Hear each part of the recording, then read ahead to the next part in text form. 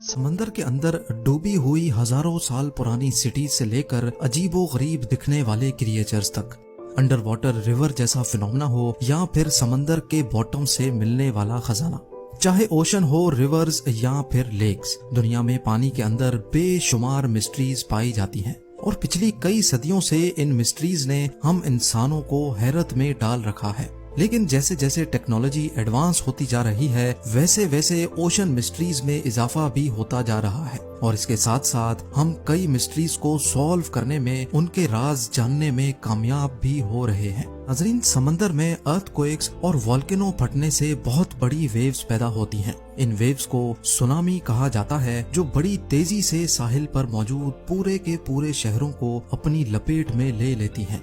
टोंगा के कैपिटल नुकुअलोफा के साहिल से 65 किलोमीटर दूर एक अंडर वाटर वोल्केनो है जिसको टोंगा वोल्केनो कहा जाता है। जनवरी 2022 में ये वोल्केनो फटने से एक खौफनाक सुनामी ने जन्म लिया जो सिर्फ 20 मिनट के अंदर अंदर साहिल तक पहुंच गया और इसकी शिद्दत इतनी ज्यादा थी कि 2000 किलोमीटर दूर न्यूजीलैंड में भी इसको महसूस किया गया। टोंगा वोल्केनो को मजीद एनालाइज करने के लिए जब इसकी सैटेलाइट फुटेज का मुआयना किया गया तो एक्सपर्ट्स ये देखकर हैरत ज़दा रह गए कि इस वोल्केनो की शिद्दत हिरोशिमा पर गिरने वाले न्यूक्लियर बॉम्ब से भी 100 टाइम्स ज्यादा थी। ये तो रहा अंडर वाटर वोल्केनो से पैदा होने वाले सुनामी का मामला, लेकिन रिसेंटली समंदर में और भी कई स्ट्रेंज फिनोमेना और क्रिएचर्स देखे गए हैं जो शायद सुनामी की तरह इतने डेंजरस तो नहीं, लेकिन सबके रोंगटे खड़े करने में इन्होंने भी कोई कसर नहीं छोड़ी। तो आइए शुरू करते हैं। नंबर 8, समंदर के बॉटम पे हजारों नहीं लाखों तबाहशुदा डूब जाने वाली शिप्स का मलबा मौजूद है। इनमें से ज्यादातर को तो हम आज तक नहीं ढूंढ सके क्योंकि उनकी लोकेशन और गहराई इतनी ज्यादा है जहां इंसानों का पहुंचना पॉसिबल ही नहीं है। लेकिन वक्त के गुजरते नई डाइविंग टेक्नोलॉजीज की मदद से हम ज्यादा से ज्यादा शिप रैक्स ढूंढने में कामयाब होते जा रहे हैं। ईयर 1901 में ग्रीस के एक आइलैंड एंटीकथेरा के करीब डीप सी डाइवर्स को एक शिप का मलबा मिला। इस मलबे से उनको जो कुछ मिला उसने हमारे ह्यूमन हिस्ट्री के कॉन्सेप्ट को ही बदल कर रख दिया। शिप के इस मलबे में एक बक्सा भी मौजूद था जिसमें मार्बल स्टैचूज, वाजेज यानी गुलदान, ज्वेलरी, एंशिएंट कॉइन्स और एक जंग शुदा मेटल का टुकड़ा भी मिला। बाकी सब चीजें तो समझ आ रही थीं, लेकिन मेटल का ये गैर मामूली टुकड़ा काफी अजीब लग रहा था। जब इस पर मजीद रिसर्च की गई तो एक एक करके सारी हकीकत खुलकर सामने आने लगी। शिपरेक में मौजूद स्टैचूज और कई जगह पर राइटिंग देखकर अंदाजा लगाया गया कि ये एंशिएंट ग्रीस के दौर में तबाह हुआ था। लेकिन एक्सपर्ट्स और रिसर्चर्स ये देखकर हैरत ज़दा रह गए कि लोहे का ये अजनबी टुकड़ा कोई मामूली चीज नहीं थी, बल्कि ये एंशिएंट ग्रीक्स का एक कंप्यूटर हुआ करता था। इसमें बहुत सारे गियर्स लगे थे जिसके छोटे छोटे दांत बड़ी महारत से बनाए गए थे। यहाँ आपको ये भी बताते चलें कि आजकल की मॉडर्न मशीनरी की मदद से ही गियर्स के ऐसे दांत बनाना बड़ी महारत का काम होता है। ये एंशिएंट कंप्यूटर दौरान सफर शिप्स को चांद और सितारों की लोकेशन बताता था और इसके अलावा ये फ्यूचर की डेट्स में भी चांद की पोजीशन को प्रिडिक्ट करता था। अब सवाल ये है कि उस दौर में शिप कैप्टन्स को चांद की लोकेशन प्रिडिक्ट करने की आखिर क्या जरूरत थी। असल में चांद की ग्रेविटेशनल पुल की वजह से समंदर में लहरें पैदा होती हैं। इन लहरों में कैप्टन को शिप कंट्रोल करने में काफी प्रॉब्लम होती थी। इसी वजह से वो कोशिश करते थे कि अपना सफर तब कंटिन्यू किया जाए जब चांद समंदर के ऊपर ना हो। यही वजह थी कि 2000 साल पहले एंशिएंट ग्रीक्स ये खास मैकेनिकल कंप्यूटर इस्तेमाल किया करते थे। नंबर 7, ऑस्ट्रेलिया के एक आइलैंड न्यू गिनी से 1800 किलोमीटर दूर समंदर का ये हिस्सा अपने अंदर इतिहास की कई तल्ख यादें छुपाए बैठा है।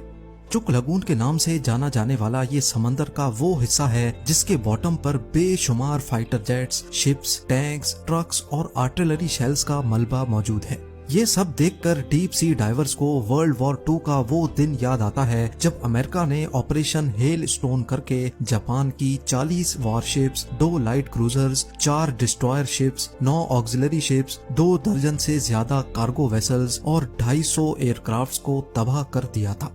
आज भी चुक लगून को अंडर वाटर ग्रेवयार्ड के नाम से याद किया जाता है, जहां सिर्फ चंद ही घंटों में हजारों जानें समंदर की नजर कर दी गई थी।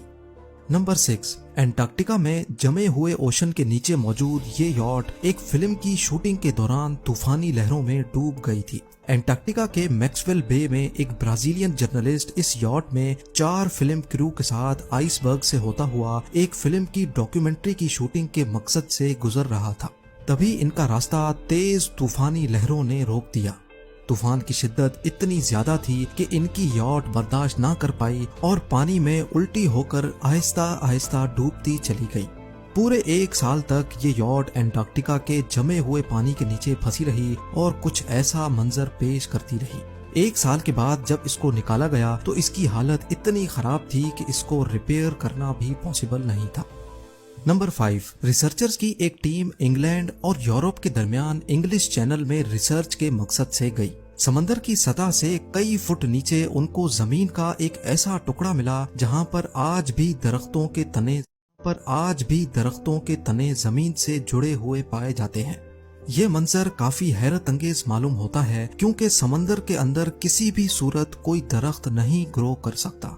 ये इस बात की निशानी थी कि सी बेड का ये हिस्सा किसी दौर में जमीन का वो हिस्सा हुआ करता था जो आज के इंग्लैंड और यूरोप को आपस में कनेक्ट करता था।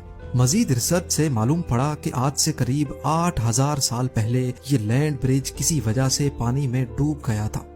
नंबर 4, मेक्सिको के युकाटान पेनिनसुला में एक नेचुरल वाटर रिजर्वायर है जिसको सेनोटे एंजेलिटा कहा जाता है। इसकी खास बात यह है कि पानी के अंदर जाते ही 55 मीटर की गहराई के बाद एक रिवर मौजूद है जो पानी के अंदर ही बहती है। ये दिलकश मंजर देखने के लिए रोजाना कई डाइवर्स यहाँ जाते हैं क्योंकि पानी के अंदर ही किसी दरिया का बहना वाकई काफी एक्स्ट्रा ऑर्डिनरी एक्सपीरियंस है। लेकिन आखिर ये मुमकिन कैसे है? ओशन एक्सपर्ट्स का मानना है कि बेसिकली ये एक लाइम स्टोन की केव है जिसमें ओशन का पानी जमीन के अंदर ही अंदर से होकर आता है।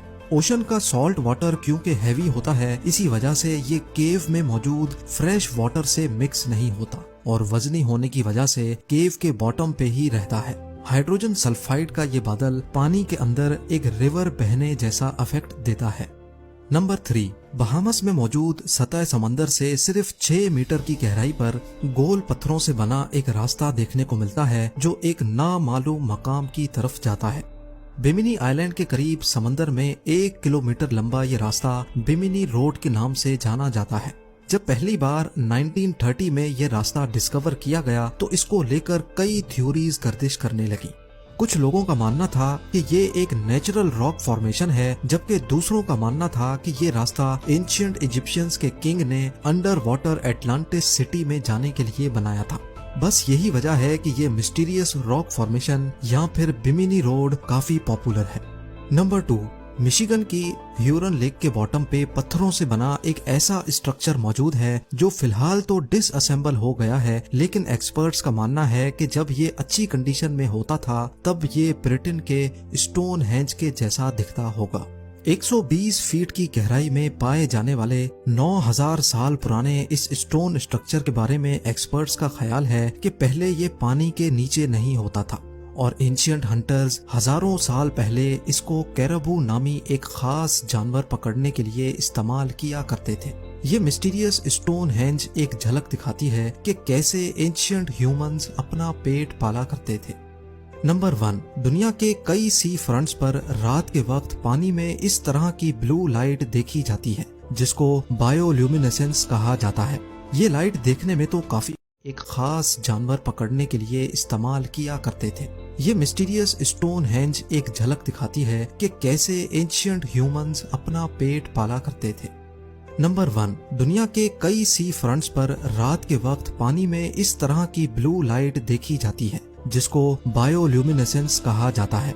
ये लाइट देखने में तो काफी खूबसूरत व्यू देती है, लेकिन इसकी हकीकत ये है कि ये लाइट पानी में मौजूद बैक्टीरिया अपनी बॉडी से एमिट करते हैं। समुद्री दुनिया के कई क्रिएचर्स ऐसे हैं जो अपने जिस्म में से केमिकल रिएक्शन की वजह से लाइट प्रोड्यूस करते हैं। ये लाइट इतनी धीमी होती है कि इसको सिर्फ रात के अंधेरे में ही देखा जा सकता है। एक्सपर्ट्स का मानना है कि लाइट प्रोड्यूस करने वाले बैक्टीरिया इंसानों और आसपास की मछलियों को नुकसान भी पहुंचा सकते हैं। امید ہے کہ یہ ویڈیو بھی آپ لوگ بھرپور لائک اور شیئر کریں گے۔ آپ لوگوں کے پیار بھرے کامنٹس کا بے حد شکریہ۔ ملتے ہیں اگلی شاندار ویڈیو میں۔